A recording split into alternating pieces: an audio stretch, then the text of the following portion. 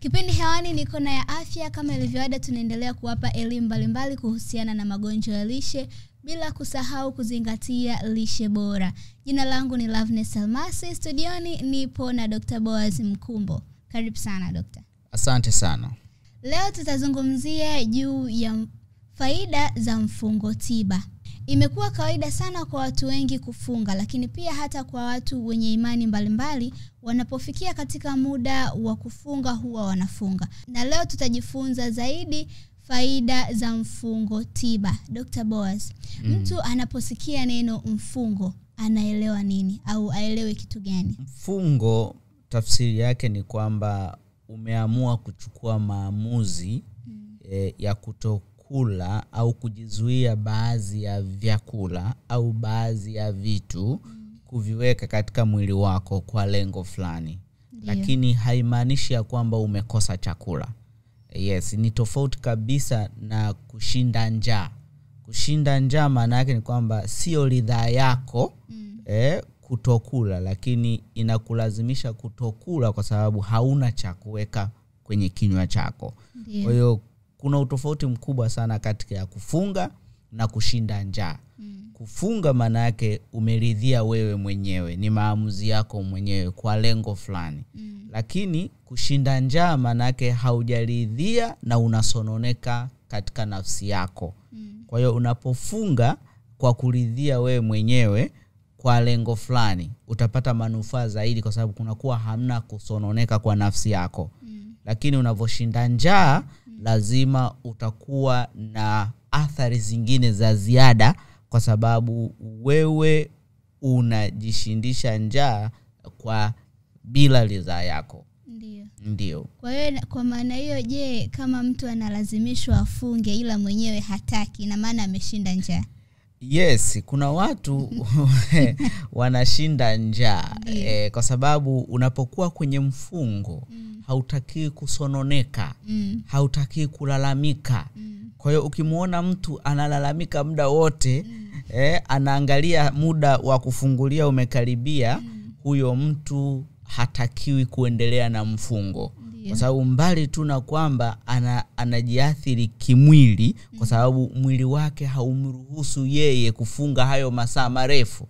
Kwa anajilazimisha, kwa anajiathiri kimwili, lakini pia kule kusononeka. Kule kusononeka kunakomfanya afikirie muda wote nitakula saa ngapi. Huko pia kuna muathiri kimwili.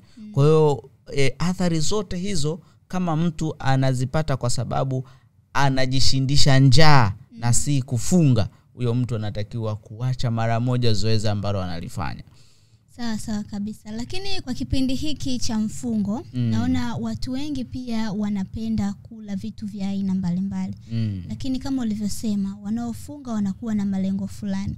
Lakini hapo katika malengo kuna wengine wanatamani labda kupungua, kuna wengine wanatamani kuimarika kiroho zaidi. Hebu tupe maelekezo vizuri. Kuna aina ngapi za mfungo? Mfungo watu wengi ambao wameuzoea ni mfungo wa kiroho. Yaani ni pale mtu ambapo anaamua kutenga muda wake kuweza kunyenyekea au kufanya maombi kwa mawasiliano kati ya yeye na Mwenyezi Mungu. Kwa hiyo anakuwa katika mazingira ya faraga. Na kufunga huku kiroho kupo kufunga kutokula, kupo kufunga kuacha matendo mabaya ambayo yanamuondoa katika uwepo wa kimungu, yani uwepo wa kiroho. Kwa hiyo anaamua kufanya hivyo. Lakini kuna kufunga kwa ajili ya tiba. Mimi wanasema hiyo ni medical fasting. Medical fasting ni makubaliano kati ya mgonjwa au ni makubaliano kati ya mtu na mtu. Kwa mfano mimi daktari naweza nikakubaliana na wewe kwamba kwa hili tatizo unaloumwa, njia pekee ni kuamua kufunga kwa muda wa siku 30 au ni kufunga kwa muda wa siku 90. Kwa hiyo nitakuweka katika mfungo tiba kwa muda wa hizo siku kwa lengo la kuponya kitu fulani.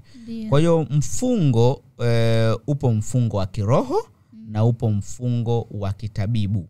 Mfungo wa kitabibu ndo ambao nimekusudia sana labda kuelezea kwa kina, kwa sababu mambo ya mfungo wa kiroho kila imani ina mfumo wake wa kufunga. Lakini pia mambo ya mfungo wa kitabibu, sisi madaktari kuna namna ambavyo tunaweza tukamweka mgonjwa kwa lengo la kutibu tatizo fulani la kimwili. Sawa kabisa. Ndio. Lakini pia tuambie, nini hasa chimbuko la mfungo? Mfungo toka enzi na enzi. Mfungo imekuwa ni nyenzo madhubuti kabisa katika kuponya au kufanyia mwili matengenezo. Siku zote unapokuwa upo hapa duniani, watu wengi huwa wanafikiria kwamba mwili unahitaji kulishwa chakula, kupewa virutubisho. Lakini pia mwili unapokuwa unatumia vile virutubisho, kuna uchakavu ambao unatokea wakati mwili unaoperate. Sasa ule uchakavu unahitaji matengenezo kwenye mwili wako. Kwa hiyo tumewekewa muda wa kutumia chakula na muda wa matengenezo. Kwa mfano, mchana ni muda wa kula, usiku ni muda wa matengenezo. Yaani hata kibiolojia mwili umetengenezwa ya kwamba usiku si muda wa kula. Kuna vitu ambavyo mwilini huwa vinasimama kwa lengo la kuruhusu matengenezo yaweze kufanyika. Kwa mfano, mfumo wa umeng'enyaji wa chakula huwa unasimama wakati wa usiku na kuruhusu homoni za matengenezo ziweze kupanda. Homoni kama growth hormones. Homoni hizi ni homoni za matengenezo. Homoni ambayo inakufanya upate usingizi. Homoni hizi huwa zinapanda ili kuruhusu wewe mwili uweze kufanya matengenezo.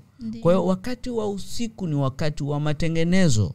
Kwa hiyo sasa tuna mchana, tuna usiku. Kwa hiyo usiku ni wa matengenezo, mchana ni wakati mwili unaoperate. Sasa hivyo haitoshi tu peke yake. Lakini pia inashauriwa kwamba muda wa kula uwe mchache kuliko muda wa kutokula.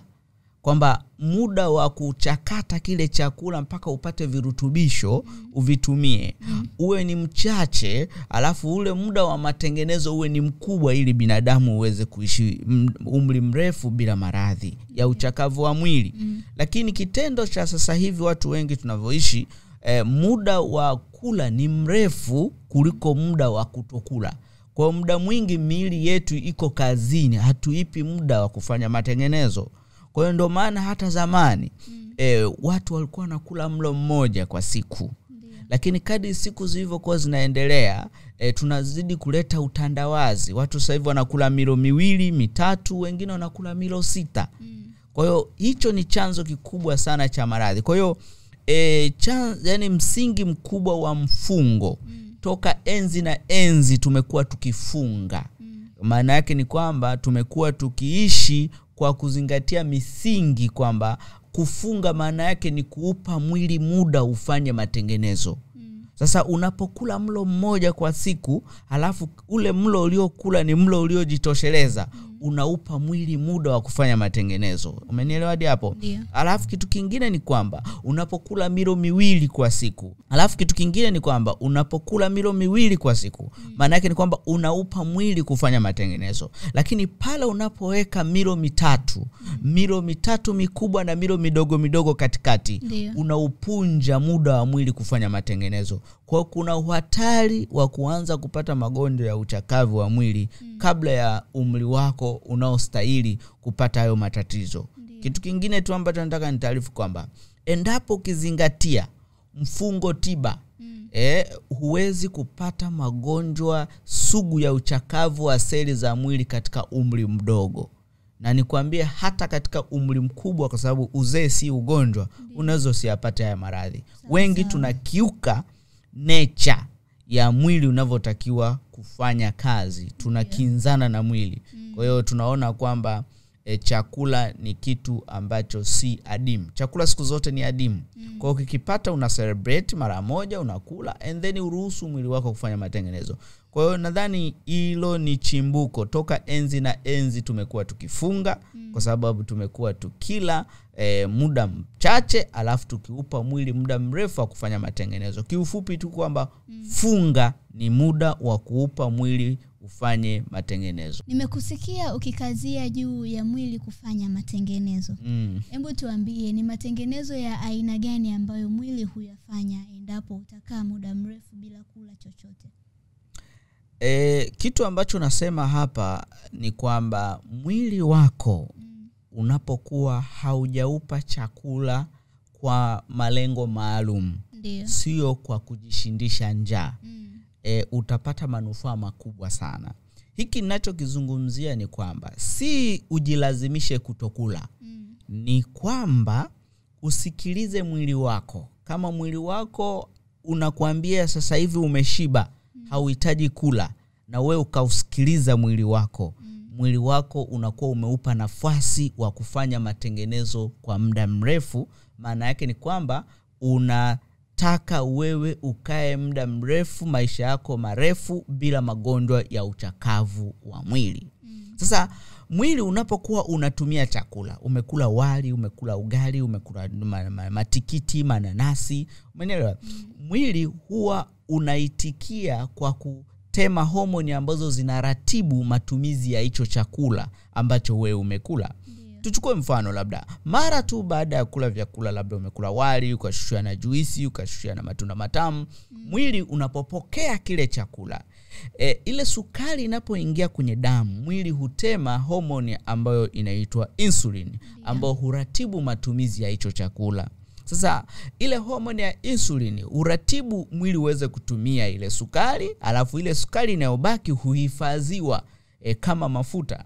Haya mafuta huhifadhiwa kwenye ini, haya mafuta huhifadhiwa pia chini ya ngozi, lakini pia kisayansi tunasema ya kwamba 5% ya ile sukari ya ziada huhifadhiwa kama sukari katika mfumo wa glycogen kwenye ini. Alafu 95% iliyobaki ya ile sukari ya ziada ambayo umeupendelea mwili huhifadhiwa kama mafuta. Kwa hiyo kumbe mafuta haya ni mafuta mabaya. Endapo yakizidi kiwango fulani yanaleta maradhi. Hicho kiwango kwa kitaalamu tunaita fatty threshold level. Kwa hiyo kiwango maalum cha mafuta ya ziada yanapozidi kwenye mwili wa binadamu, hicho kitendo kinaanza kufanya mwili wako uwe katika mazingira ya kuugua. Huwa yanatrigger kitu tunakiita chronic inflammation. Yani mwili ndani kuvimba kwa sababu ya mapigano kati ya kinga ya mwili na yale mafuta ya ziada yaliyokaa kwenye ini na yaliyokaa chini ya ngozi. Kwa hiyo sasa iko hivi, unapokuwa kwenye mfungo tiba, maana yake unapousikiliza mwili wako kutokula pale ambapo mwili hausikii njaa, ukausikiliza, umeelewa? Zile homoni ambazo zinaratibu matumizi ya chakula na kuhifadhi kile cha ziada zinakuwa ziko chini. Halafu zile homoni za kubomoa yale mafuta ya ziada ambazo zina enhance kitu kinaitwa catabolism, yani kubomoa mafuta ya ziada, kuyatoa ili mwili uweze kutumia. Hizo homoni ndo zinakuwa piki. Kwa mfano glucagon hormone. Hii ni homoni ambayo huwa inachovywa pale mwili unapokuwa uko kwenye mfungo. Inasaidia kuyatoa mafuta yote mabaya ambayo yamehifadhiwa kwenye mwili, kuondoa sukari yote ambayo ipo katika ini ambayo imehifadhiwa bila matumizi yoyote. Ndio. Alafu kitu kingine ni kwamba kuna homoni ambayo inaitwa growth hormone. Growth hormone ni homoni ambayo hupanda zaidi unapokuwa kwenye mfungo kwa muda mrefu. Mara tu baada ya kukaa zaidi ya masaa 8 bila kula kitu chochote, homoni ya growth hormone hupanda juu kuruhusu mwili uanze kufanya matengenezo. Kwa hiyo unapokuwa unakula muda wote, homoni ya growth hormone inakuwa iko chini. Vitu viwili ambavyo huwa vinashusha homoni ya growth hormone. Cha kwanza kabisa ni ulaji wa milo mingi. Unazuia mwili wako kutengeneza growth hormone ya kutosha.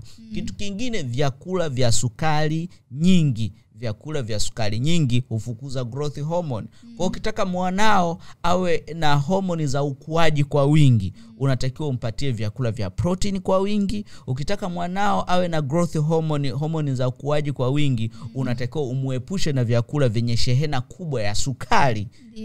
Sasa hizi ni homoni ambazo zinamsaidia mwanao akue kiakili haraka, alafu si kunenepa. Kwa hiyo kiufupi tu ni kwamba unapokuwa kwenye mfungo kwa muda mrefu, unaruhusu mwili wako ufanye matengenezo. Lakini kingine, kuna homoni ambayo huwa ina peak pale mtu anapokuwa yuko katika mfungo. Kwa mfano pia, lakini kingine ambacho nataka kusema kwamba mwili unapokuwa unatumia chakula, mwili huwa unazalisha sumu. Hizi sumu hutokana na mabaki ya oksijeni wakati mwili unachakata kile chakula.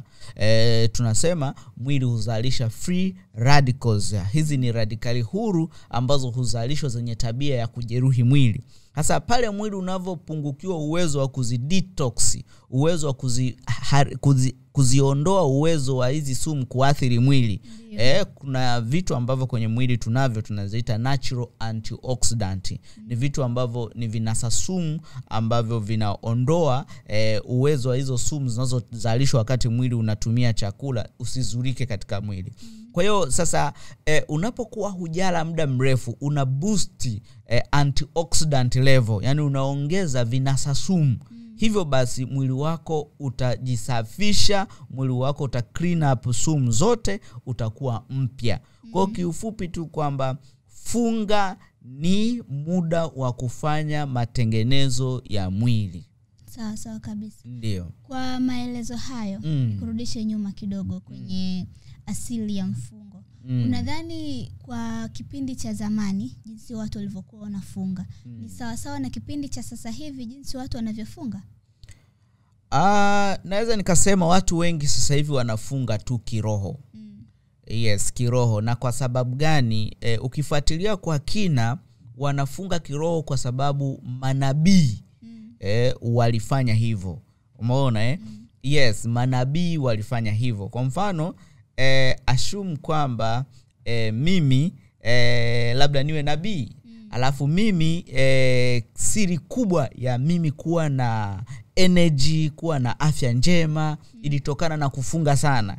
Kwa hiyo sasa wafuasi wangu wataniiga jinsi nilivyokuwa ninaishi. Umeona? Lengo ni kwamba wakiamini ya kwamba kufanya hivyo ni nini? Ni suruhu la afya njema. Kwa watu wengi wanafunga sana kiroho. Sasa kiroho wanapofunga wanakuwa na dhamira hii moja ya kiroho. Umenielewa? Wanakuwa na dhamira moja ya kiroho. Ndio maana watu wengi huwa wanafunga huku wakiwa hawazingatii wanachotakiwa kula. Lakini enzi tukiachana sasa na imani zetu, zamani tulikuwa tunaishi kwa kufunga. Yaani funga ilikuwa ni sehemu ya maisha yetu ya kila siku. Ukiangalia kuna makabila sasa hivi bado wanaishi funga ni sehemu ya maisha yao. Angalia watu ambao wanaishi polini, Waazabe, wao chakula wanapokipata wanakuwa wanaona kama vile ni zawadi sijui imeshushwa kutoka mbinguni. Hata ile mudi jinsi wanavyokishambulia kile chakula inakuwa ni mudi ambayo ni extraordinary. Umeelewa? Lakini wewe chakula ushakizoea. Ukikuta chakula kiko pale viazi, si ukakuta nyama, utakuta yani hauna ile munkari, ile mudi ambayo Waazabe wanaipata pale wanapokutana na chakula. Kwa sababu wao chakula kukipata ni nadra, ni ngumu. Umeelewa? Kwa ndio maana wao unakuta mlo mzima kwa siku ni mmoja. Kwa wao funga ni sehemu ya maisha yao ya kila siku. Kwa hiyo sasa siku hizi funga si sehemu ya maisha yetu ya kila siku. Kwa sababu mtu unakula asubuhi, unakula mchana, unakula jioni. Alafu katikati lazima unaka popcorn, lazima unaka soda, lazima unaka chocolate, lazima unaka ice cream, lazima yani katikati pale lazima tena uguse kitu. Kwa hiyo unajikuta una milo 8 na zaidi kwa siku. Kwa hiyo sasa hebu imagine sasa, na usiku bado unakula. Unaacha kula tu pale unapopitiwa na usingizi. Ukiamka tena unakula. Kwa hicho ni chanzo kikubwa cha kwa nini watu wengi wanaumwa ukilinganisha na watu wa kale. Kwa hilo ndo ambalo nadhani watu wengi wanatakiwa kuelewa. Sawa kabisa. Ulivyosema hapo Wahadzabe, nimekumbuka kitu. Kwa jamii ya watu wa zamani, hivi walikuwa wanafunga kwa namna gani? Kwa sababu umeshasema funga ilianza enzi na enzi. Wao walikuwa wanafunga kwa aina gani ya mfungo? Zamani nilivyokuwa nafuatilia kwa kina vitabu, nimekuja kugundua kwamba funga ilikuwa sehemu ya maisha yao ya kila siku. Kwa sababu wao walikuwa wanakula si kwa kufuata saa, sio kwa kufuata vitabu. Walikuwa wanasikiliza mwili unasemaje. Walikuwa wanategemea sana ni wapi watapata chakula. Yani imagine wewe unaamka asubuhi, ujui hatima yako leo utapata wapi chakula. Umenielewa? Kwa unapokipata kile chakula, unakipata mara moja kwa siku unakula. Alafu baada ya hapo hupati tena mpaka tena kesho yake unakipata mara moja. Kwa hiyo funga kwao ilikuwa sehemu ya maisha yao ya kila siku, kwa sababu chakula ilikuwa ni nadra kukipata, chakula ilikuwa ni ngumu kukipata. Kwa hiyo muda mwingi miili yao ilikuwa kwenye matengenezo. Umenielewa? Kwa ndo namna yao kubwa ya funga jinsi ilivyokuwa zamani za kale. Lakini sasa hivi watu wengi tunafunga kwa sababu ya kiimani, kwamba mwezi Ramadhani umefika, Kwaresima imefika. Sasa mchungaji kasema hii ni wiki ya kufunga, huu ni mwezi wa kufunga. Yani mpaka uwe commanded ndo ufunge. Inatakiwa funga iwe sehemu ya maisha yetu ya kila siku, kwa sababu mwili unafanya matengenezo. Mwili wa binadamu unafanya matengenezo katika nyakati kuu 3. Nyakati ya kwanza ni pale mwili unapoupokonya vyakula vya sukari nyingi. Mwili unapoupokonya vyakula vya sukari nyingi, mwili unaingia kwenye matengenezo. Sasa ifikiria wewe kuanzia asubuhi mpaka jioni, vyakula unavyokula kwa asilimia kubwa ni vyakula vya aina gani? Ni vyakula vinavyozuia matengenezo. Kuanzia asubuhi mpaka jioni tunakula vyakula vya wanga na sukari, vyakula vinavyozuia matengenezo. Kwa nini usipate kisukari chini ya umri wa miaka 35? Kwa nini usipate sukari chini ya miaka 45? Umenielewa? Nikihudumia wagonjwa 10 na kuhakikishia zaidi ya nusu wana kisukari wako chini ya umri wa miaka 35. Ugonjwa wa kisukari sasa hivi ni tishio. Umenielewa? Sasa ni ugonjwa wa uchakavu wa mwili. Kitu cha pili ambacho kinaweza kuufanyia mwili matengenezo ni pale ambapo unapoupa mwili muda mrefu wa kutokula. Sikiliza mwili wako. Usile kwa sababu muda umefika, usile kwa sababu breakfast time imefika, kwa sababu lunch time imefika, kwa sababu dinner time imefika. Kula kwa kusikiliza mwili wako unakuelekeza vipi. Sasa watu wengi tunazuia mwili kufanya matengenezo. Tunakula asubuhi, mchana na jioni, alafu katikati pia tunashinda tunatafuna vitu. Kwa hiyo hapo ni changamoto ya pili inayotufanya watu miili yetu ichakae mapema kabla ya umri wetu. Umenielewa? Kitu kingine ambacho kinaweza kufanya wewe mwili wako ufanye matengenezo ya hali ya juu ni kuhakikisha kwamba unaupatia mwili vyakula ambavyo vinaubusti mwili wako uweze kufanya matengenezo, kama vile ambavyo nimekuwa nikieleza kwamba kanuni ya kuunda sayani. Sahani yako inatakiwa ina vyakula vingi vyenye virutubisho ambavyo vinaboosti mwili wako kuweza kufanya matengenezo. Kwa hiyo hivyo ni vitu vya msingi sana kama wewe unataka mwili wako ufanye matengenezo vizuri. Lakini hapo katika kufunga kuna ule muda wa kula na muda wa kufunga. Wewe ni daktari na unasisitiza sana sayansi ya mapishi. Tuambie, ni muda upi mzuri wa kufanya matengenezo? Ni muda wa kula au ni muda wakati wa kufunga? Vyote vinatakiwa viende katika utaratibu maalum ili uwe na afya njema. Kwa sababu mwili unahitaji virutubisho, vitamins, madini, sukari, vyote vinatakiwa viende kwa utaratibu. Mwili unahitaji virutubisho vyote ambavyo vinahitajika katika mlo kamili. Ndio. Sasa inapotokea kwamba wewe hujapata virutubisho vyote ambavyo vinastahili katika mwili wako, utakuwa malnourished, utaugua magonjwa kama kwashiorkor, marasmus, marasimic kwashiorkor, yani magonjwa ya utapiamlo, kwa sababu umepungukiwa virutubisho vya msingi. Utaugua maradhi ya uchakavu wa mwili kwa sababu ya kupungukiwa virutubisho ambavyo vinafanya nourishment, vinakupendezesha wewe kiafya. Sasa si vizuri kiafya wewe kushinda muda wote unakula. Na ni utaratibu kiafya. Muda wa kula unatakiwa uwe mfupi kuliko muda wa kutokula. Ndio. Yani kiafya inatakiwa uangalie kwamba mimi nitakuwa na masaa kadhaa tu ya kula. Masaa mengine yote itakuwa ni ya mfungo tiba. Ndio. Nitakuwa niko kwenye matengenezo. Kwa mfano, wewe unaweza kusema mimi nikiamka asubuhi sina njaa yoyote. Ndio. Nitaamka, nitatengeneza chai ya viungo asili, nitakunywa, alafu nitakunywa na maji labda glasi 2-3. Hapo unaruhusu mfumo wako wa mmeng'enyo wa chakula uamke. Kwa hiyo itakusaidia pia uweze kupata choo vizuri asubuhi. Mfumo wako wa chakula uwe mpya kwa ajili ya siku nyingine. Ndio. Alafu ukasema kwamba mimi kama sijisikii njaa, kwa nini nile tena chakula kizito asubuhi? Utakaa zako labda mpaka mida saa 6, saa ngapi, au mida saa 7 ndo wewe utakuwa umejisikia njaa, utakula chakula ambao si tutatafsiri huo ndo mlo wa kwanza. Ndio. Alafu then utakaa tena labda saa 10, labda saa 11 utakula mlo wa pili.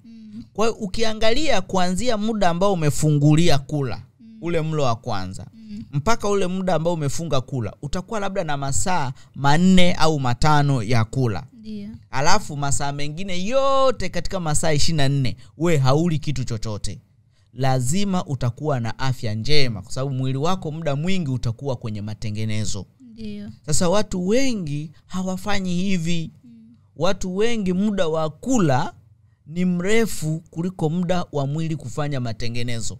Ndiyo. Na kiafya tunashauri ya kwamba ili mwili uanze kufanya matengenezo inatakiwa angalau ukae masaa zaidi ya 8 bila kuweka kitu chochote katika kinywa chako. Ndiyo. Sasa jiulize, sisi tunaokula milo mikubwa 3 na milo midogo midogo katikati, 6. Je, miili yetu itakuwa kwenye matengenezo kweli? Hapana. Yes, kwa hiyo mimi tunashauri ya kwamba muda wa kula unatakiwa uwe ni mfupi kuliko muda wa kutokula ili mwili uwe kwenye matengenezo. Lakini zoezi hili linatakiwa liwe ni zoezi la kusikiliza mwili. Usijilazimishe. Unapojilazimisha huo utakuwa sio mfungo tiba, utakuwa ni kushinda njaa. Ndio. Hapo kushinda njaa inaelekea wengi sana tunashinda njaa. Yes. Sawa dokta, asante sana. Lakini pia sambamba na maelezo hayo, hivi ni mambo gani ambayo mgonjwa anaweza akayaona kwamba kufunga ni mfungo tiba ni suluhisho tosha kwa magonjwa yake yanayomsumbua? Mimi binafsi nimekuwa nikikutana na wagonjwa na huu ni mwaka wa 8. Nimekuwa nikitumia mfungo tiba kama nyenzo ya kutibu magonjwa mengi sugu, magonjwa ya uchakavu wa mwili.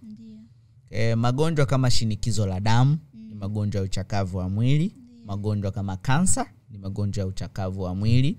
Magonjwa kama kisukari, magonjwa ya uchakavu wa mwili. Magonjwa kama pumu, magonjwa ya uchakavu wa mwili. Magonjwa kama allergy ni magonjwa ya uchakavu wa mwili. Ndio. Magonjwa mengi katika mwili wa binadamu. Magonjwa kama joint kukauka maji, kuuma, kusagika, ni magonjwa ya uchakavu wa mwili. Ndio. Sasa mtu yeyote anapokuwa na maradhi kama hayo, atambue ya kwamba maradhi yote hayo yanaweza kutibiwa na mfungo tiba. Ndio. Kanuni na masharti tu iko hivi, anatakiwa akae na daktari, aweze kujadili naye namna gani ambavyo anaweza kaanza mfungo tiba ili aweze kuondoa uchakavu wa mwili, akae vizuri. Kwa hiyo kiufupi tu, mtu yeyote ambaye ana magonjwa sugu, magonjwa yanayojengeka taratibu kutokana na mfumo wa maisha, huyo mtu tunamshauri ya kwamba aingie kwenye mfungo tiba. Ataona maajabu makubwa sana. Watu wengi wanafunga lakini wanafunga kiroho. Kwa hiyo tunashauri afunge kwa mujibu wa kanuni na masharti ili kuruhusu mwili ufanye matengenezo. Ndio. Kwa maana hiyo azingatie vigezo na masharti. Azingatie vigezo na masharti. Yes, kwa sababu funga inatakiwa iendane na aina ya vyakula au matendo unayoyafanya wakati wa funga. Hapo ndipo utaweza kupata faida za kufunga kitabibu. Sawa kabisa. Lakini Dr. Boaz, hebu tuambie, ni wewe tu ambaye umegundua kwamba mfungo tiba ni suluhisho la magonjwa, au hata zamani watabibu wa zamani walikuwa wanatumia mfungo tiba katika kuponyesha magonjwa mbalimbali? Swali hilo linanifikirisha historia moja nilikuwa nasoma wakati naandika kitabu changu cha Nuru ya Ugonjwa wa Kisukari. Nilikuwa naangalia historical background ya lishe ya binadamu wa kale mpaka lishe ya sasa hivi. Nilikuwa naangalia kwamba mabadiliko ya kiushauri wa kidaktari yalianzia wapi. Kwa hiyo nilipokuwa nafuatilia vitabu vyote vilivyoandikwa kabla ya mwaka 1890 kushuka huku chini, kilichokuja kunishangaza ni kwamba nilisoma historia moja ya dokta mmoja ambaye alikuwa anatibu wagonjwa wenye kisukari. Yeye huyu daktari alikuwa akichukua ule mkojo, alafu ule mkojo ukawa na ladha ya sukari. Kwa hiyo yeye alikuwa anaona kabisa kwamba kwa sababu kuna sukari kwenye mkojo, sasa huyu mgonjwa ambaye anakonda kwa sababu ya kisukari anapungukiwa sukari, ndio maana anakonda. Kwa hiyo daktari alimtibu yule mgonjwa kwa kumpa sukari. Akashangaa wagonjwa wake walikuwa wanakufa sana. Lakini kuna daktari mwingine ambaye yeye alikuwa anaona huku kuna sukari, alikuwa anawaweka katika mfungo tiba. Akashangaa kwamba wagonjwa wake wengi wanapata nafuu kubwa sana kiafya. Ndio. Umeelewa? Sasa kiufupi tu ni kwamba funga imekuwa ni nyenzo mahususi kutibu maradhi mengi sugu, maradhi ya uchakavu wa mwili, kabla ya ugunduzi wa dawa zote za kizungu unazozijua. Kwa sababu kisukari kilitibiwa na mfungo tiba na wagonjwa walipata nafuu kubwa. Kwa sababu dawa za kisukari hizi kama metformin, dawa hizi kama insulin zimegundulika hivi karibuni tu, miaka 1920 ndio tumegundua sindano. Umeona? Sasa huku nyuma tulikuwa tunatumia nyenzo gani kutibu ugonjwa wa kisukari? Tulikuwa tunatumia nyenzo ya mfungo tiba, nyenzo ya kubadilisha mfumo wa vyakula ambavyo tunakula kila siku. Kwa hiyo mfungo tiba imekuwa ni nyenzo ya enzi na enzi. Na wengine wanaweza wasinielewe, lakini tu nataka nikwambie, mfungo tiba imekuwa ni nyenzo ya enzi na enzi. Madaktari wamekuwa wakiitumia. Lakini pia imekuwa ni nyenzo ya enzi na enzi watu kuishi umri mrefu bila magonjwa sugu. Watu wengi sasa hivi wamekuwa wakitafsiri magonjwa kama kisukari, shinikizo la damu, kansa ya tezi dume. Haya magonjwa ni magonjwa ya utu uzima, yani ni zawadi ya utu uzima. Kitu ambacho sio kweli. Uzee sio ugonjwa. uzee ni mabadiliko ya kimwili, haitakiwi endane na kubeba maradhi. Umeelewa? Kwa hiyo kitu pekee ambacho watu wanatakiwa kuelewa ni kwamba enzi na enzi babu zetu walikuwa wanatumia mfungo tiba kama nyenzo ya kuishi umri mrefu bila magonjwa. Sasa walikuwa wanakula mlo mmoja kwa siku. Walikuwa wanakula vyakula ambavyo havina kiasi kikubwa cha wanga. Walikuwa wanakula vyakula ambavyo mwili unasaidika kufanya matengenezo. Kwa hizo ni nyenzo ambazo zimekuwa zikitumika enzi na enzi ili watu wawe na afya njema. Kwa hiyo sisi tunaendeleza kile ambacho kimefanywa na bibi na babu zetu hapo zamani za kale. Kabla ya ule mwongozo unaosema ukiamka asubuhi lazima upige breakfast. Ukikaa zaidi ya saa 4 hujala breakfast ni madhara kiafya. Kabla ya ule mwongozo ya kwamba binadamu anatakiwa ale milo mikuu 3 na milo midogo midogo katikati. Hawa ndio waliokuja kutuuguza. Kibaya zaidi tunashauriwa tule vyakula asilimia zaidi ya 50 sahani ijaye vyakula vinavyohamasisha kula. Asilimia zaidi ya 50 sahani ijaye vyakula ambao vinaleta uraibu, utegemezi. Kwa sababu unaambiwa asilimia kubwa ya sahani yako hiyo vyakula vya wanga. Vyakula ambavyo vinaleta utegemezi, vyakula ambavyo wewe ukivila vile vyakula siku utakaposema nataka niache kula hivi vyakula, huwezi kuviacha. Vyakula ambavyo vinahamasisha njaa, maana yake huwezi ukakaa muda mrefu. Ndio maana watu mwingine anayenisikiliza hapa ananiona Dr. Boaz kama mwenda wazimu. Mimi kiasi kwamba ni kila saa 2 nyumbani, saa 6 nisipofika. Kuna mtu mwingine anaweza kaa ananisikiliza anasema Dr. Boaz huyu ni mwenda wazimu. Anawezaje kuniambia mimi nile milo 2 au 1 kwa siku wakati mimi ni kila breakfast saa 2 ile asubuhi, siwezi kufika hata saa 5 lazima niweke kitu. Ni kwa sababu anakula vyakula ambavyo havimfanya akae muda mrefu bila kusikia njaa. Anakula vyakula vinavyohamasisha njaa. Kwa hiyo changamoto inakuja kwenye ushauri tuliopewa.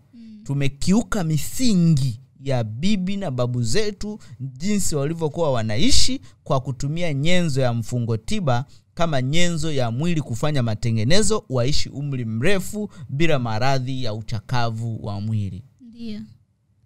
Sawa kabisa Dr. Boaz. Hapo nikurudishe nyuma kidogo kwamba katika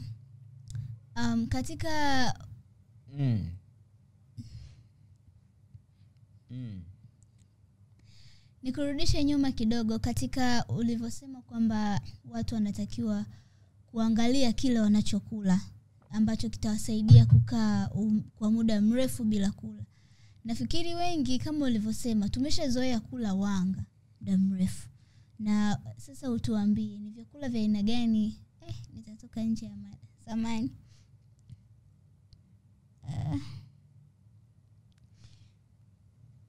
Katika maelezo yako dokta, sasa tuambie ni mwili unafanya kibiolojia, mwili unapata nini endapo ukikaa katika mfungo tiba? Mwili unapata manufaa makubwa kabisa. Kwanza kabisa unapokaa katika mfungo tiba, mwili wako una boost homoni ambazo zinafanya matengenezo. Ndio. Kufanya matengenezo maana yake ni kuondoa mafuta mabaya yaliyokaa kwenye ini. Ndio. Ni kuondoa mafuta mabaya yaliyokaa kwenye moyo, ni kuondoa mafuta mabaya yaliyokaa chini ya ngozi yanayokuletea nyama uzembe. Kwa mtu yeyote ambaye shaambiwa na daktari ana mafuta yametapakaa kwenye moyo, aishawahi kuambiwa ana mafuta yametapakaa kwenye ini, ana nyama uzembe nyingi zinamkera, hafurahi mavazi yake, ana nyama uzembe nyingi ambazo zinamnyima uhuru, muda wote anapokaa anaweka mkoba mbele, anaweka kikoi mbele, hivyo vitu vyote vinatatulika na mfungo tiba. Ndio. Umeelewa? Kwa hiyo manufaa makubwa atakayoyapata ni kuondoa mafuta yote mabaya ambayo yanakera mwili wake. Either kwa yeye mwenyewe. Unajua kuna watu wanakerwa na mafuta mabaya lakini wanayavumilia. Ni kweli. Lakini kuna mtu mwingine anakerwa na mafuta mabaya bila yeye kujijua. Yani yamo ndani yanamkera, ndo yanayomfanya anywe dawa za pressure. Yamo ndani ndo yanayomfanya homoni zake zivurugike. Yamo ndani ndo yanayomkera kinga yake ya mwili ishuke, kila siku anatumia dawa za UTI. Yamo ndani yanamkera, kila siku anatumia dawa za allergy. Umeelewa? Haya ni mafuta mabaya. Yamo ndani yanamkera, hapati usingizi mpaka dawa za usingizi. Yamo ndani yanamkera, ana uchovu sugu usiosimlika, hata kudeki ndani hawezi. Umeelewa? Huyu ana mafuta mabaya ndani ya mwili wake, yanamkera lakini hajui kama anayo. Kwa hiyo mtu wa namna hiyo akitaka kuboost mwili wake urudi upya, kuondoa hayo madhara yote ya mafuta mabaya yaliyotapakaa ndani ya mwili wake, aingie kwenye mfungo tiba. Umenielewa? Kitu cha pili ni kwamba mwili utaondoa sumu mbaya zote. Sumu mbaya zote. Mwili unavyokuwa unatumia chakula kuzalisha mabaki ya oksijeni, ambayo haya mabaki yanapo accumulate, yanaporundikana kwenye mwili, huenda kuathiri mwili kwa kujeruhi sehemu mbalimbali za mwili. Hujeruhi njia za hewa, hujeruhi mapafu yako, hujeruhi mishipa ya damu, hujeruhi jointi zako, hujeruhi ngozi, hujeruhi ovari zako, hujeruhi ubongo, hujeruhi macho. Kwa unashangaa kwamba unaanza kupata uono hafifu, unaanza kupoteza kumbukumbu, magoti yako yanaanza kukauka maji, magoti yanalia. Hivyo vitu vyote ni kwa sababu mwili umezongwa na sumu. Sasa unapokuwa kwenye mfungo tiba, mwili huzalisha vinasa sumu, tunaziita antioxidants. Kwa hiyo unapotaka kuboost vinasa sumu, viondoa sumu kwenye mwili wako uweze kudetox, unatakiwa kufunga. Kwa hii ni dawa ambayo Mwenyezi Mungu ametupa. Hatutaki kutumia fursa. Si tunaona ufahari ni kula. Kwa hiyo funga ni tiba. Inasaidia mwili wako uweze kutengeneza vinasa sumu ambavyo vitaondoa sumu ambazo zinazonga, ambazo zinakufanya wewe uwe tegemezi wa dawa muda mrefu. Lakini nilikuwa nasoma utafiti moja ya Mayo Clinic. Mayo Clinic au Mayo Hospital. Ni hospitali kubwa sana ambayo wao wametengeneza mfumo namna ya kutibu degedege isiyozuilika na dawa za hospitalini. Unajua kuna ile mtu anapata degedege husababishwa na ubongo kupata hitilafu katika utengenezaji wa umeme ukatengenezwa mwingi kupita kiasi. Sasa kinachofanyika ni kwamba tunakupa dawa za kuzuia au kuregulate ubongo wako usitengeneze umeme bila utaratibu, ili usipatwe na degedege. Sasa kinachotokea ni kwamba mtu anaweza akapatwa degedege mara ya kwanza, ukaona ni kitu cha kawaida, ukampa dawa, ila ikamrudia tena. Ikimrudia tena, inashauriwa ubadilishe dawa, umpe dawa yenye nguvu zaidi. Ikamrudia tena, inashauriwa umpe dawa yenye nguvu zaidi. Ikamrudia tena. Kwa hiyo ile tunasema ni degedege isiyozuilika na dawa za hospitalini. Tunasema ni status epilepticus. Yaani hii degedege haizuiliki na dawa za hospitalini. Kwa hiyo Mayo Clinic walibuni namna ambavyo unaweza kuzima umeme unavyozalishwa hovyo kwenye ubongo kwa kutumia mfumo wa mfungo tiba. Kwa hiyo unapowekwa kwenye mfungo tiba na ukapewa vyakula aina fulani, hasa vyakula vya protein na vyakula vya mafuta, vinasaidia mwili wako utengeneze vitu tunaziita ketone bodies, beta hydroxybutyrate, umeona, acetoacetate. Hivi vitu unapokuwa kwenye mfungo tiba, mwili hutengeneza ketone bodies. Kwa mfano beta hydroxybutyrate huenda kukam ubongo wako, kutuliza ubongo wako, utengeneze umeme kwa ustaarabu. Huenda kukamu ubongo wako ili wewe upate usingizi mzuri. Kwa unapokuwa unafanya mfungo tiba, ni kama vile una formati mwili wako uweze kufanya kazi kwa utaratibu. Utashangaa usingizi unaimarika, utashangaa ngozi yako inabadilika, utashangaa maumivu wakati wa hedhi yanapotea, utashangaa mwili unakuwa na nguvu kuliko ambavyo ulikuwa unafikiria kwamba nikiwa kwenye mfungo nitadhoofika. Kwa hiyo manufaa ya kimwili unapokuwa kwenye mfungo tiba ni mengi. Nikwambie kitu kingine. Unapokuwa kwenye mfungo tiba una uwezo wa kuua seli yoyote ya kansa. Mfungo tiba. Yes, kwa sababu seli ya kawaida na seli ambayo ni kansa, zote hizi zinahitaji chakula ili ziweze kumzaa mwenzake. Ndio. Umenielewa? Sasa unapostarve zile seli za mwili wako, seli ambayo ni kansa na yenyewe utaistarve. Kwa unapokuwa kwenye mfungo, sawa, kitu pekee ambacho kitasaidia mwili wako kuweza kuenenda vizuri bila kufa ni kutumia yale mafuta ya ziada yaliyoko ndani ya mwili wako. Ndio. Sasa tafiti zinaonyesha kwamba Otto Warburg, huyu ni mtafiti aliyefanya utafiti namna seli ya kansa na namna seli ambayo sio kansa jinsi inavyotumia chakula. Otto Warburg alitueleza kwamba seli ambayo ni kansa huwa ina hitilafu katika kitengo moja hapo ndani ya seli kinaitwa mitochondria. Lakini seli ambayo ni nzima, mitochondria yake waga iko hai. Ndio. Sasa mitochondria ni nini? Ni kitengo ndani ya seli ya binadamu ambacho kazi yake ndo huratibu utengenezaji wa nishati ambayo inawezesha zile seli ziweze kuzaliana. Sasa ile seli ambayo ni kansa, Otto Warburg aligundua ya kwamba hii seli haiwezi kutumia chakula cha mafuta kama chanzo cha nishati ya mwili, kwa sababu ili mafuta yachakatwe kuwa nishati tunahitaji mitochondria hai. Ndio. Lakini hii seli ambayo ni kansa yenyewe, lakini hii seli ambayo ni nzima yenyewe, kwa sababu mitochondria yake itakuwa ni nzima, hivyo ina uwezo wa kuendelea kuzaa seli zingine ambazo ni nzima, kwa sababu yenyewe itatumia yale mafuta yaliyopo ndani ya mwili wako. Ndio. Kwa hiyo unapokuwa kwenye mfungo tiba utanufaika katika nyanja mbili unapokuwa una kansa. Nyanja ya kwanza, utafaidika kwa sababu utapokonya chakula zile seli ambazo ni kansa. Ndio.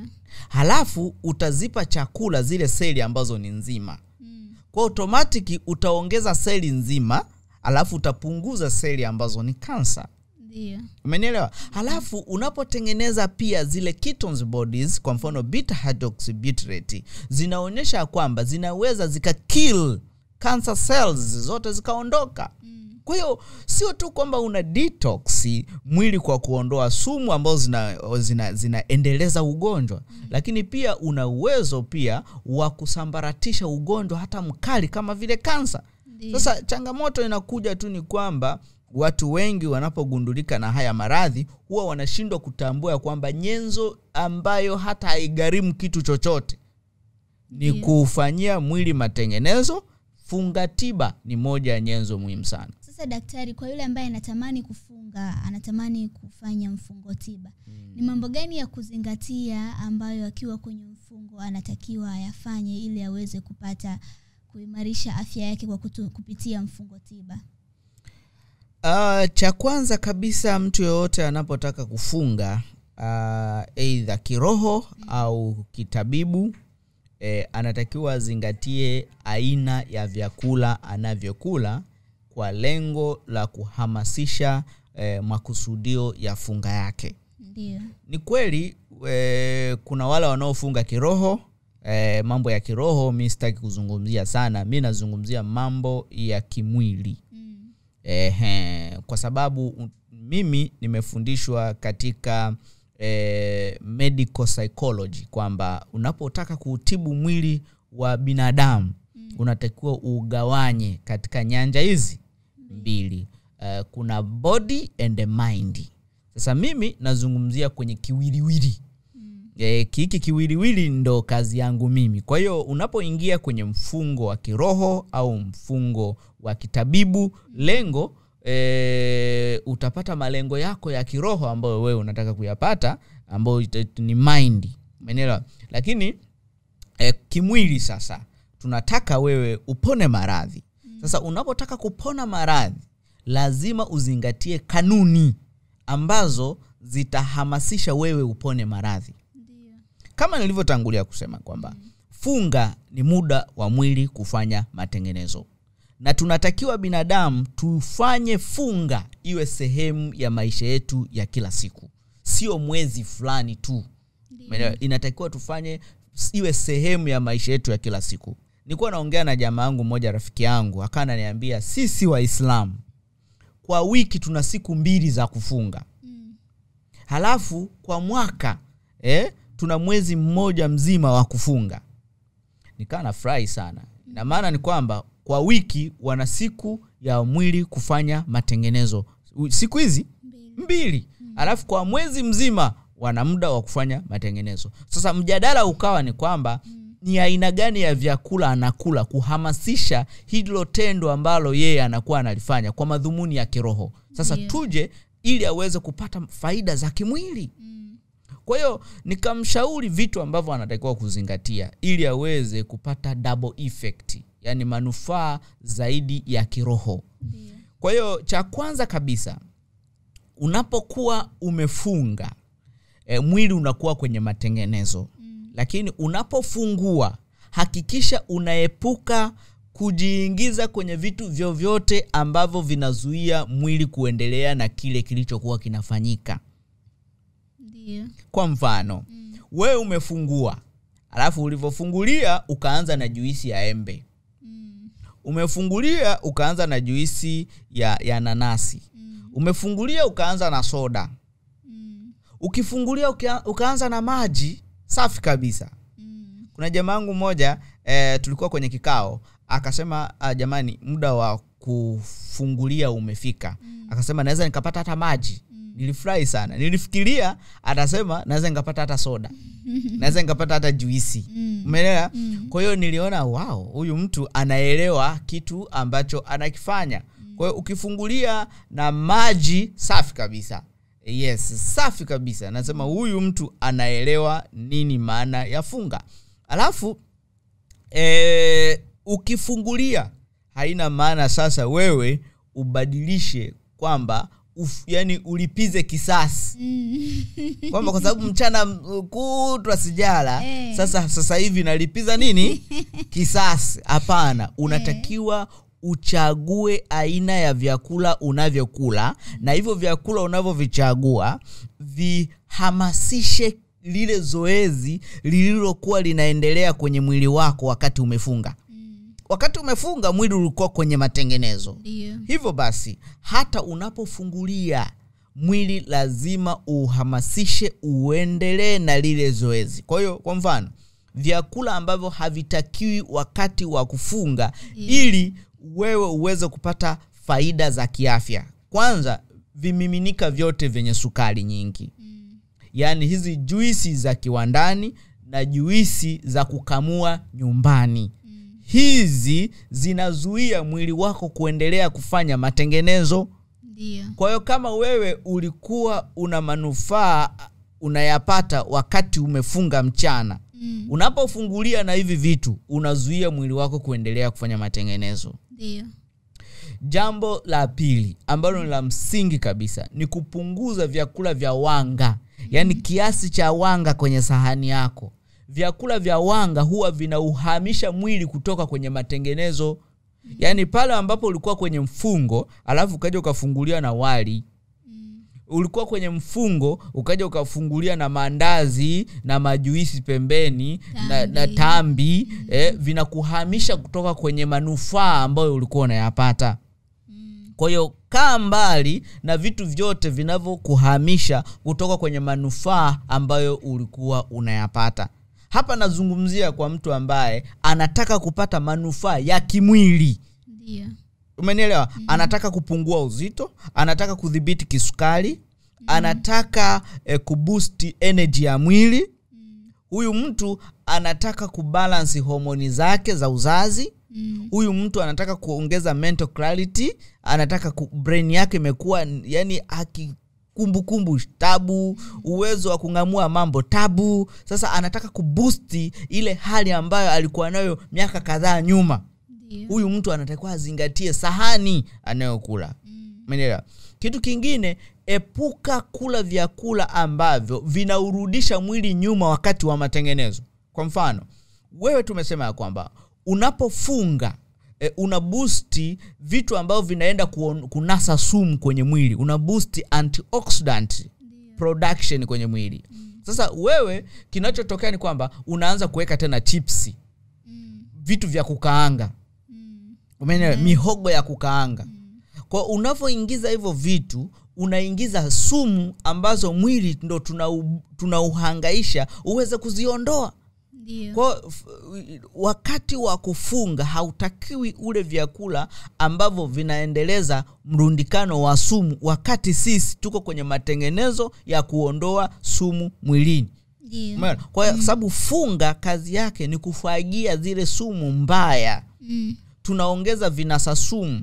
Sasa wewe tena unakula tena mavyakula ya kukaanga. Hiyo ni tabu sana. Na ukiangalia watu wengi wanaofunga, vyakula wanavyokula unasikitika kwamba hivi kweli huyu mtu atapata manufaa ambayo yeye anadhamiria. Unajua faida ya funga ni kwamba unanyenyekea hata kwa Mwenyezi Mungu akuponye na maradhi ambayo yanakusumbua. Ndio. Sasa atakuponya vipi? Yani vyakula unavyokula haviendani na kile unachokitaka. Ndio. Umeelewa? Kwamba wewe uvute sigara, wewe unywe pombe, alafu Mungu akuponye kisukari na maradhi yote, mbali na kwamba wewe unafanya hayo mambo yote.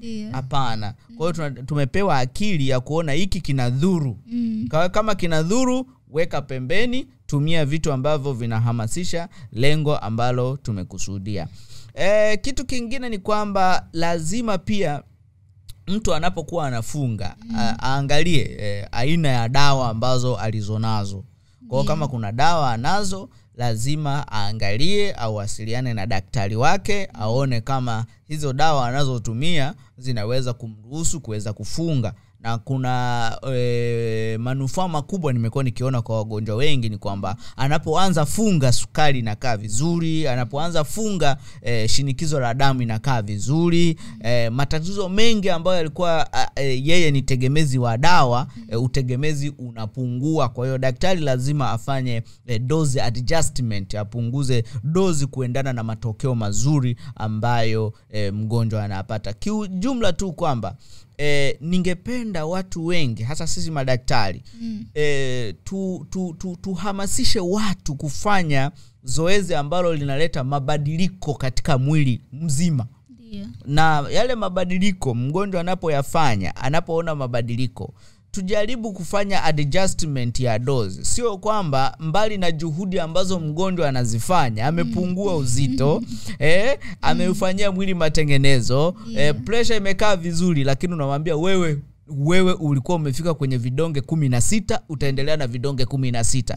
Inakatisha tamaa. Kwa hiyo mgonjwa anaamua potelea mbali, hata nikiweka juhudi dawa zangu hazipungui. Sawa kabisa Dokta, lakini hayo yote vigezo na masharti lazima vizingatiwe. Yes. Mfungo tiba unaenda sambamba na maelekezo kutoka kwa daktari. Kuna wale ambao wanasumbuliwa na magonjwa ya lishe kama kisukari, shinikizo la damu na kadhalika. Bado wapo kwenye dozi ya kutumia dawa na kama tunavyojua ni kali. Je, wanawezaje kushiriki mfungo tiba? Inawezekana kabisa kushiriki mfungo tiba. Ndiyo. Kwa sababu nimesema unapokuwa kwenye mfungo mwili unakuwa unafanya matengenezo. Ndiyo. Na maradhi hayo ambayo yanamfanya awe tegemezi wa dawa kila siku ni maradhi ya uchakavu wa mwili. Kwa sababu hiyo mgonjwa atapata manufaa makubwa sana anapoingia kwenye mfungo tiba. Ndiyo. Kinachotakiwa tu ni daktari kuweza kumonitor mgonjwa maendeleo yake. Na aweze kumbadilishia dawa kulingana na manufaa atakayokuwa anayapata wakati wa mfungo. Kwa hiyo anatakiwa kufunga kwa kufuata maelekezo ya daktari. Baada ya kufanya vipimo, daktari akajiridhisha huyu mtu anatakiwa kuanza mfungo na anafiti kwa ajili ya mfungo. Ndio. Kitu kingine ambacho nataka kusema tu ni kwamba kufunga kitabibu kunaanzia mbali, sio kitu ambacho mtu anakianza ghafla. Ndio maana hata wale ambao wako kwenye mfungo wa kiroho, kama wewe mchana kutwa unalalamika swaumu kali, unaingia ndani unajikunyata kwenye kitanda, unalalamika sijui saa ngapi nafika saa ngapi ni futuru, mtu wa namna hiyo, huyo mtu hapo hafungi, anashinda njaa. Umeelewa? Ndio. Alafu amefanya makosa, ameanza mfungo ghafla. Kwa hiyo unaweza ukafunga huku ukiwa unaenjoy mfungo tiba.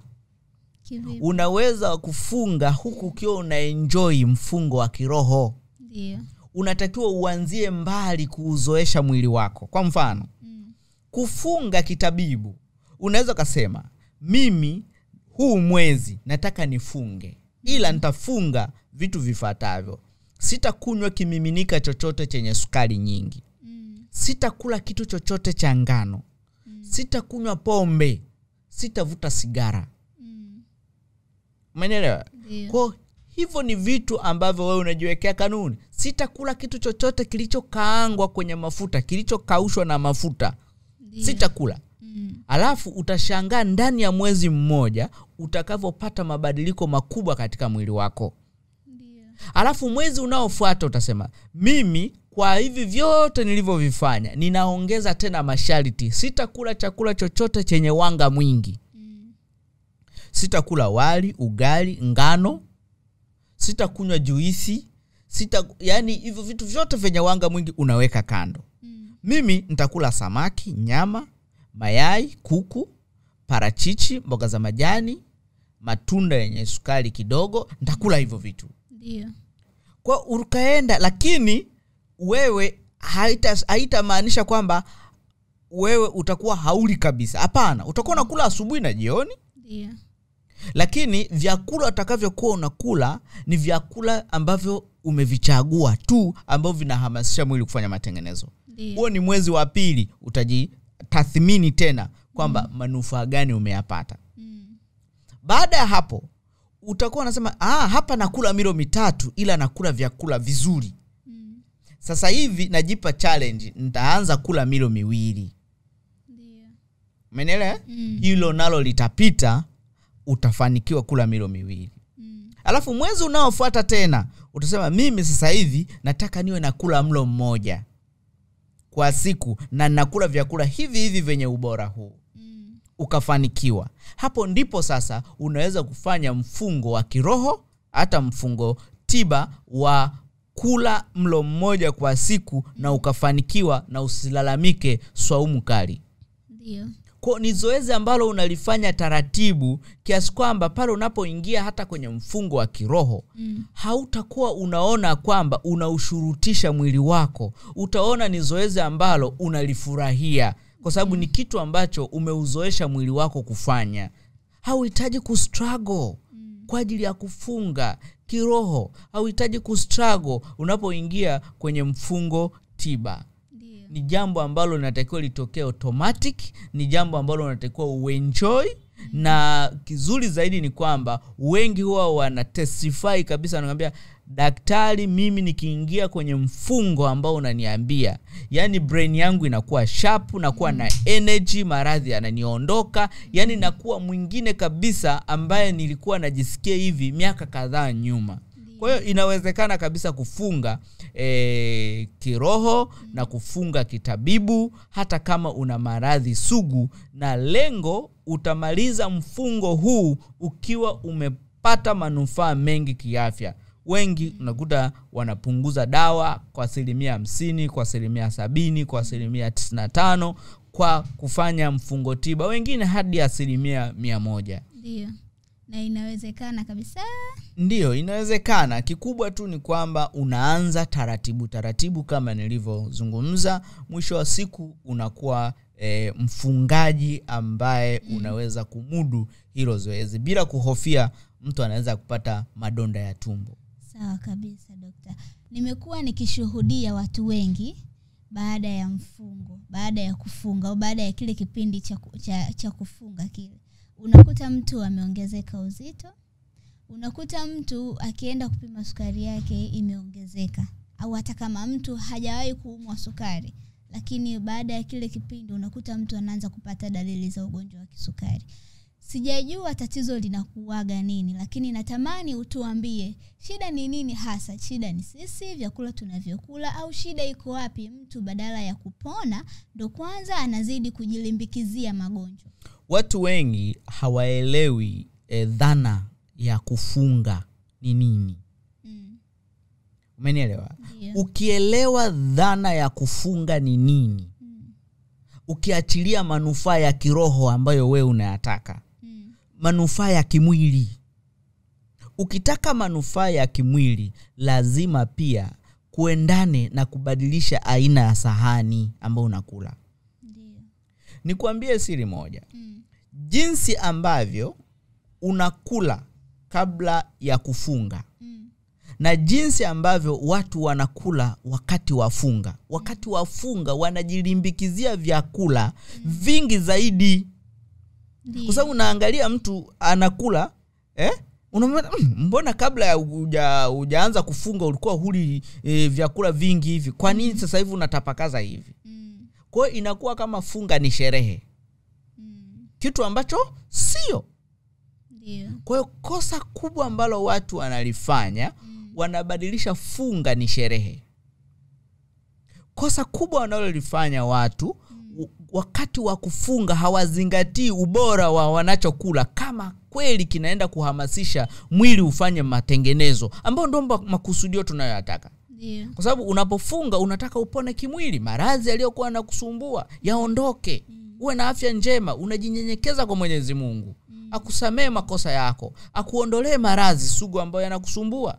Sasa atakuondoleaje maradhi? Wewe funga umebadilisha kuwa sherehe. Umenielewa hadi hapo? Kwa hiyo changamoto inakuja ni kwamba kubadilisha funga kuwa ni sherehe ya kurundika mavyakula. Vyakula vyenye havizingatii misingi ya malengo unayoyataka. Yaani kile unachokitaka ni tofauti na ulichokitenga pale kwenye sahani. Ndio. Kile ulichokitenga kwenye sahani kinaenda kukinzana na unachokitaka na unachomuomba Mwenyezi Mungu akusamee. Ndio. Sawa, tumepewa akili ya kujua mema na mabaya. Kwa hiyo mimi ninachokiona, watu wengi tunaingia kwenye mfungo tukiwa tuko safarini kuugua kisukari. Ndio. Tukiwa tuko safarini kuugua maradhi. Tuko kwenye stage za awali. Sasa kitendo cha kubadilisha funga kuwa ni sherehe, hilo ndio kosa kubwa. Kwa sababu linaibua sasa hata yale maradhi yaliyokuwa yamejificha. Light, kama ungejua kwamba mimi naingia kwenye funga, labda ni mtarajiwa kuumwa kisukari, ni mtarajiwa wa shinikizo la damu, ni mtarajiwa wa kansa, ni mtarajiwa wa maradhi sugu. Sasa naenda kuformat mwili wangu. Kwa hilo zoezi sasa ndio linatakiwa lifanyike. Kwa mimi ningeshauri ya kwamba mfungo wowote unapotaka kuufanya, uwe ni wa kiroho, mfungo wowote unaotaka kuufanya uwe ni mfungo wa kitabibu, lazima ukutane na daktari akuelekeze vyakula gani ule, au uanze kufanya maandalizi, upate elimu ya kwamba hivi mbali na mimi mambo ya kiroho, naweza vipi kuzingatia vyakula vinavyoendana na hili jambo la kiroho ambalo nataka kulifanya. Ni sana mwanamke anapotaka kubeba ujauzito. Ndio. Unatakiwa utembelee kwenye chumba cha daktari. Daktari akupe ushauri, vipimo vya kufanya, mambo ya kuzingatia ndani ya miezi 6 ukiwa unajiandaa kubeba ujauzito. Ndio. Lakini sisi Kiafrika huwa tunashitukia tu imo. Kwa hiyo huwezi kuzuia complication ambazo zinatokea wakati wa mimba. Ndio hivyo huwezi kuzuia maradhi kama kisukari, shinikizo la damu. Mtu anashangaa yuko kwenye mfungo wa Kwaresima, yuko kwenye mfungo wa mwezi Ramadhani, lakini anakimbizwa hospitalini sukari iko 30. Nashangaa. Sukari inatakiwa ishuke, tena inafikaje 30? Ni kwa sababu ya aina ya vyakula anavyokula wakati wa mfungo. Umeibua maradhi yaliyokuwa yanajitengeneza mwilini, badala ya kupotea yeye ndio yanaibuka. Kwa hiyo sasa unawaambia wafanyeje? Binafsi mimi huwa nashauri tu kwamba tujenge dhana ya kujua nini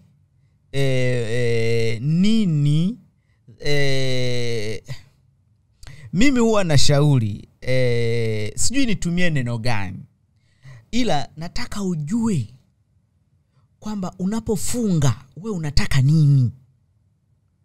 Ndio. Kama unafunga kiroho, kuna mambo ambayo unajiungamanisha na Mwenyezi Mungu. Unataka Mwenyezi Mungu akufungulie. Unataka ufunguliwe, utoe uzito mkubwa unaokusumbua. Kuna watu wanashushwa vyeo kwa sababu anakuwa na uzito mkubwa, anakuwa ni mzito wa kufanya majukumu ambayo anaelekezwa na bosi wake.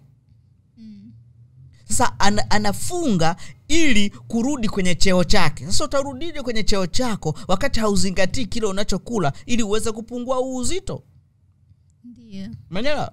Kuna watu wanashushwa cheo kazini kwa sababu labda ana maradhi mwilini mwake ambayo yanamfanya kila siku auzulie kwa daktari, hawezi kuperform kazi zake kama zamani. Ndio. Umenielewa? Sasa anafunga Mungu amuondolee maradhi ambayo yanamsumbua. Sasa hayo maradhi yataondokaje kama usipozingatia sahani unayokula? Ndio. Kwa tukielewa kwamba mimi ninataka nini napotaka kwenda kufunga. Nataka manufaa ya kiroho, lakini nataka pia manufaa ya kimwili. Kwenye medical psychology tumefundishwa kwamba mwili umegawanyika katika hizi sehemu mbili, the mind and the body. Kwa unapotaka kwenda kwenye funga, ujue kabisa daktari pia anahusika kwenye hilo zoezi unalotaka kulifanya ili upate double effect. Hapo ndipo tunaweza kuwasaidia wale ambao wakifunga wanaibua kisukari. Wale ambao wakifunga wanaibua shinikizo la damu. Wale ambao wakifunga ndo maradhi sugu yanawabana. Kwa sababu wanafunga bila kuzingatia aina ya vyakula ambavyo wanaweka kwenye sahani. Wanaibua yale magonjwa ambayo yalikuwa yanajitengeneza kwa sababu wanafanya funga inakuwa ni sherehe kila siku. Ndio. Yani namna anavyokula ni tofauti hata kabla ya funga. Maana yake yeye anabadilisha funga ni sherehe. Sasa. Na kibaya zaidi hazingatii ubora, kiwango cha chakula ambacho kinaendana na status ya mwili wake wakati huo, ambacho kinaendana na malengo ambayo yanataka kiafya wakati wa funga. Nakumbuka rafiki yangu mmoja aliniambia kwamba imani bila matendo ni kazi bure. Nadhani inaoana na hicho unachokisema. Ni kweli. Asante sana Dr. Boaz. Nashukuru sana kwa kuwa pamoja nasi. Mungu akubariki sana. Asante sana. Asante. Na kushukuru sana pia wewe mfuatiliaji wa vipindi vyetu kwa kuendelea kuwa pamoja nasi. Usisahau kusubscribe hapo chini, lakini pia tuachie maoni yako. Ukiwa na maswali, maoni, unaweza ukaandika hapo kwenye sehemu ya comment. Tupo hapa kukuhudumia na tutakujibu. Lakini pia usiache kutufuatilia katika mitandao yetu ya kijamii, Instagram Nsambo Healthcare na Science ya Mapishi. Mwisho wa kipindi hiki ni mwanzo mzuri sana wa kipindi kijacho. Baki nasi.